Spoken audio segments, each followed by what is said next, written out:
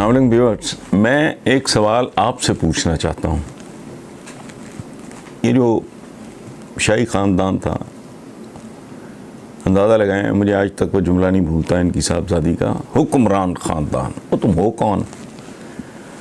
सवाल बहुत सादा है।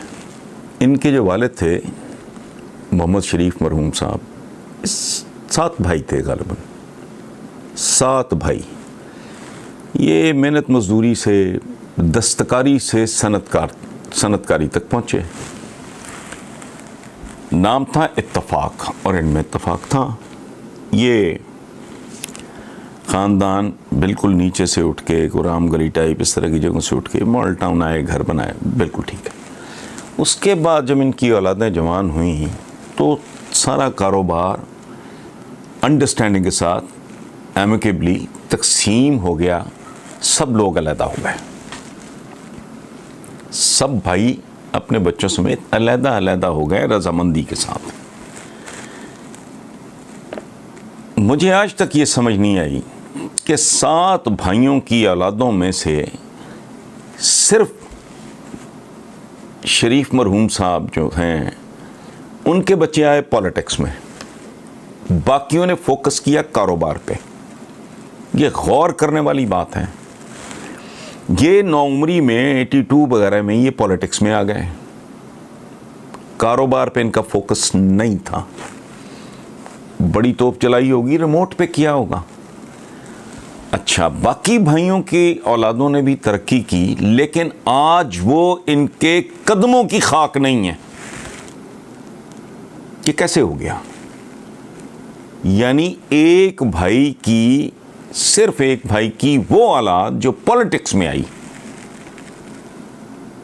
उनकी दौलत का शुमार ही मुमकिन नहीं, जबकि बाकियों की तरक्की हुई है जो नॉर्मल होती है। उनकी ग्रोथ, उनका ग्रो करना वो एक फितरी जितना होता है, कोई ज़रा ज़्यादा कर गया हो कम, लेकिन उनमें से एक भी इनके कज़न्स में ऐसा नहीं है जो इनकी औलादों की औलादों को भी मैच कर सकता हो पैसे के मामले में। इसमें एक और सवाल बहुत ही खौफनाक है।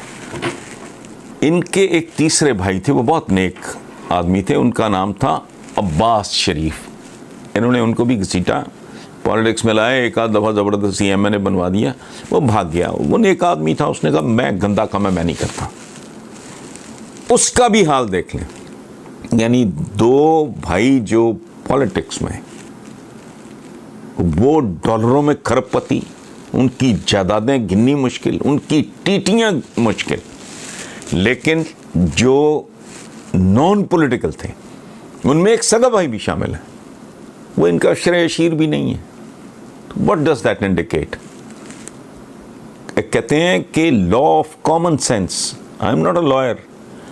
अब थोक के हिसाब से, सैकड़ों के हिसाब से इनकी लूट मार का पैसा हुंडी के जरिए बाहर जाता है, उसके बाद ऐसे लोगों के ज़रिए वापस आता है जैसे उन्होंने बाहर से भिजवाया और जिनके पासपोर्ट्स ही नहीं हैं। तो अगर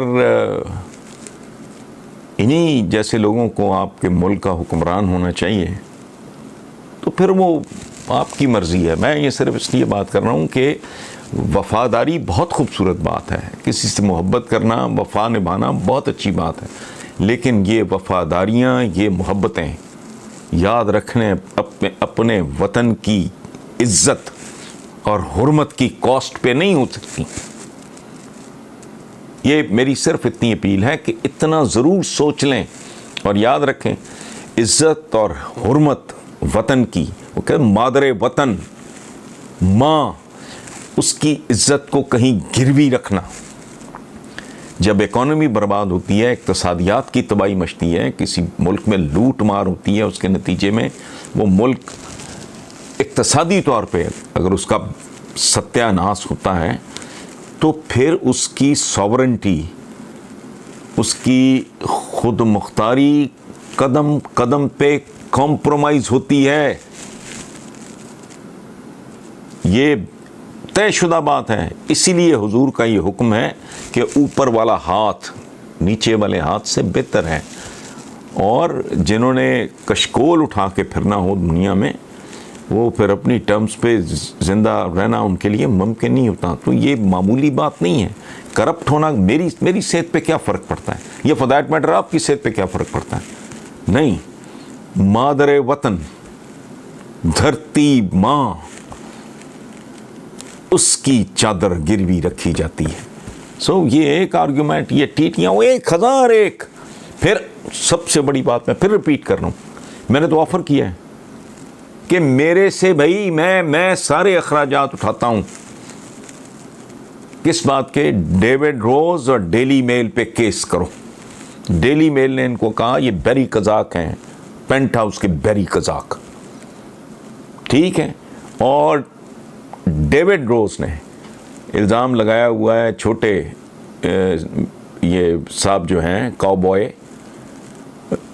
इल्ज़ाम उन्होंने क्या लगाया है कि ये आदमी ज़लज़ला ज़दगान को मिलने वाली इमदाद में से में इसने हेरा फेरी की है, गबन किया है। सो प्लीज़ जितनी भी मोहब्बत हो, मेरा तो बाप भी और मुझे पता लगे कि ये मेरा, देखो बाज़मीर आदमी अगर मीर जाफ़र का मीर सादिक का होता, उसका बाप होता, उसका भाई होता, उसका करीबी तरीन दोस्त होता, और उसे पता होता कि ये मेरे टीपू को और मेरे सराजुद्दौला को और मेरे मुल्क को ग़ुलाम बनाने चला है या इनको मरवाने चला है, वो बर्दाश्त, अगर बागैरत होते तो बर्दाश्त करते। तो वेरी सिंपल क्वेश्चन। और जो पहली बात मैंने की उस पर दोबारा गौर करें। 7 भाइयों में से एक की औलाद जो पॉलिटिक्स में जाती है वो 7वें आसमान पे पहुंच जाती है। बाकी भी ठीक हैं, लेकिन बस ठीक हैं। So please let's learn to think. Thank you very much.